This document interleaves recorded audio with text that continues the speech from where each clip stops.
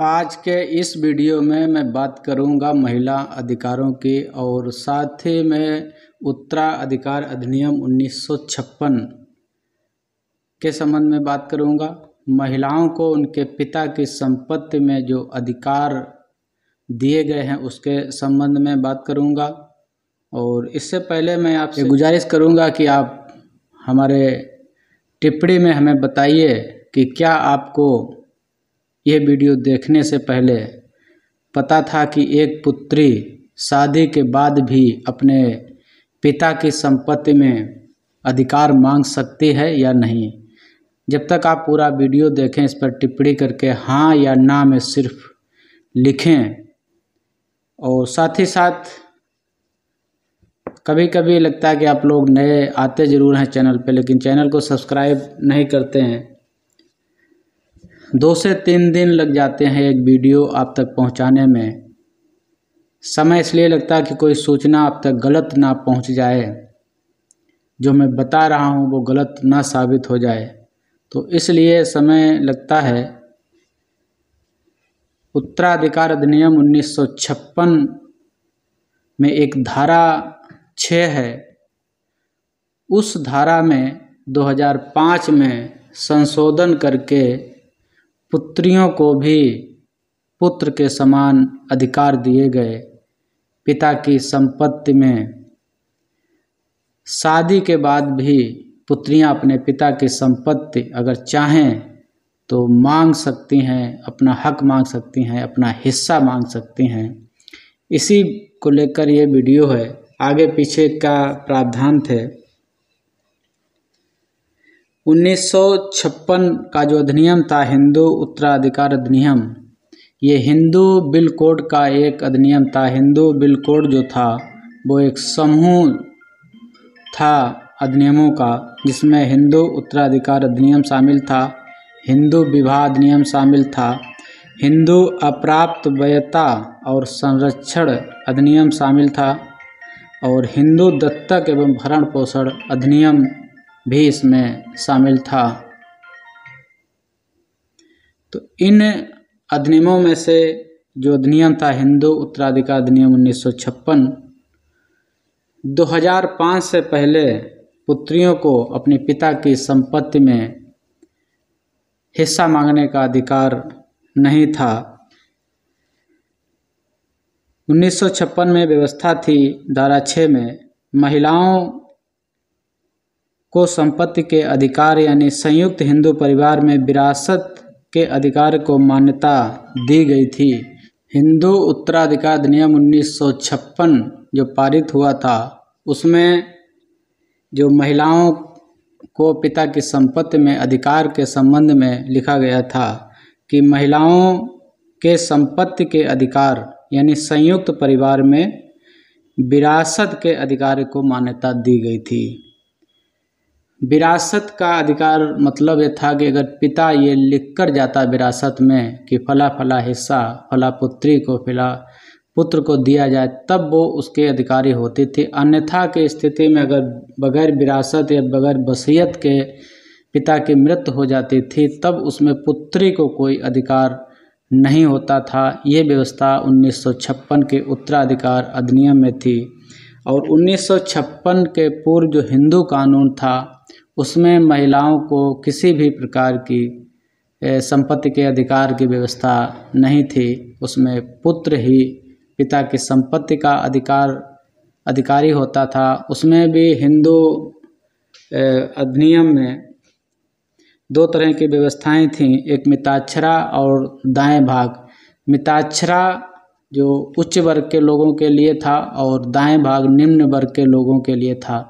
मिताक्षरा में एक पुत्र अपने पिता के जीवित रहते हुए भी संपत्ति का दावा कर सकता था, अधिकार की बात कर सकता था, लेकिन दाएं भाग में ऐसा नहीं था। उसमें पिता की मृत्यु के बाद ही पुत्र संपत्ति के लिए दावा कर सकता था। महिलाओं को यहाँ भी कोई अधिकार नहीं दिया गया था।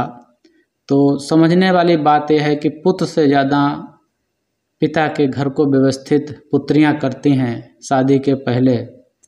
तो इस बात को ध्यान में रखते हुए जब संविधान में ऐसी व्यवस्था बाबा साहब ने कर दी थी, जो मूल अधिकार हैं हमारे, उन मूल अधिकारों में अनुच्छेद 15 में कहा गया है कि राज्य केवल धर्म, मूल, वंश, जाति, लिंग, जन्म स्थान के आधार पर नागरिकों के बीच कोई विभेद नहीं करेगा। मतलब चाहे वो लड़का हो, लड़की हो, जाति हो, धर्म हो, किसी भी तरह से राज्य किसी के बीच भेद नहीं कर सकता है। तो इसी में छुपा था महिलाओं का अधिकार, लिंग के आधार पर भेद नहीं किया जा सकता।